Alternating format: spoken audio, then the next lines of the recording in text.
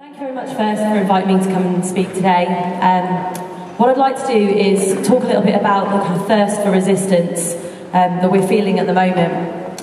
This week we've seen unprecedented numbers of Europeans and European workers taking to the streets in part of a coordinated general strike. It's absolutely fantastic.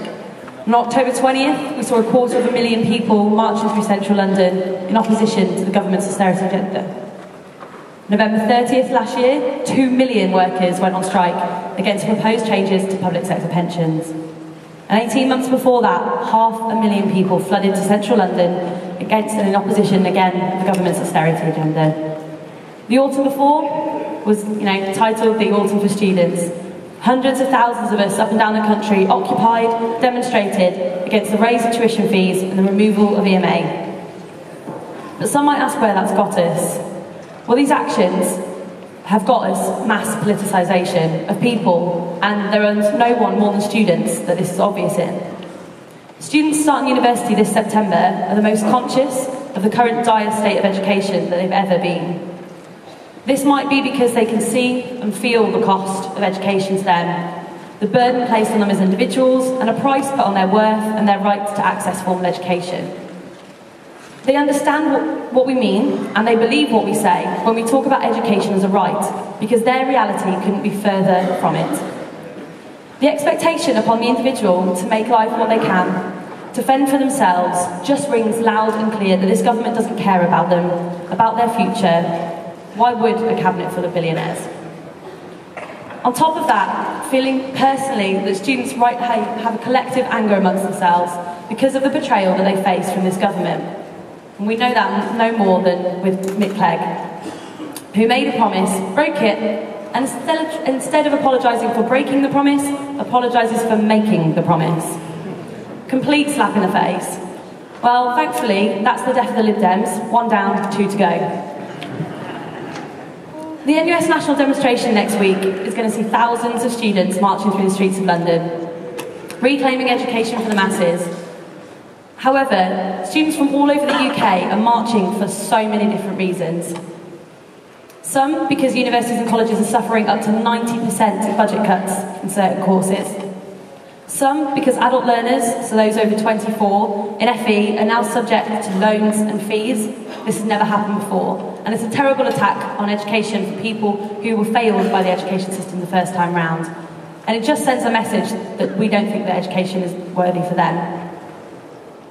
Many are marching because of the removal of the education maintenance allowance, many because undergraduate fees have risen to 9k, many because of the lack of regulation in postgraduate fees, many because of the extortionate international fees, and the unreasonable ideological immigration policies.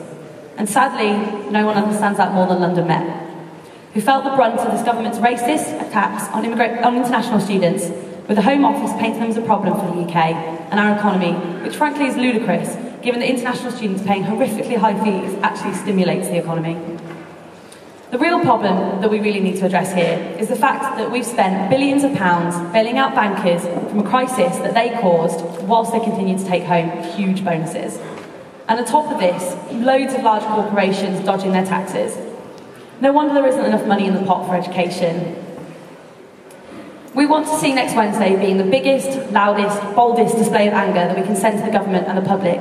We really do need to win the public over and exposing the damaging effects of continuous years of failed education policy by parties of all colours, coupled with ideological cuts that are attempting to divide the education system in a way that continues to praise and benefit the elite. Whilst all this, NUS is beginning to think about a big alternative tertiary education system, what it could look like in 5, 15, 10, 50 years' time. And this is exciting, and it does open up a lot of opportunities. However, being proactive and looking to the future, we also need to challenge what's going on around us now.